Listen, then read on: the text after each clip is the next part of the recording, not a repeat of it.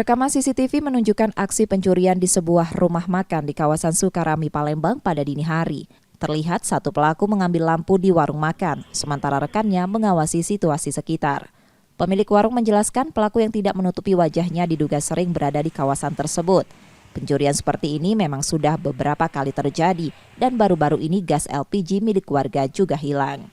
Temannya cuma pakai baju kotak-kotak, dia tuh yang minta di pinggir jalan, ada orang nunggu ya. Nunggu jadi pemantau dia.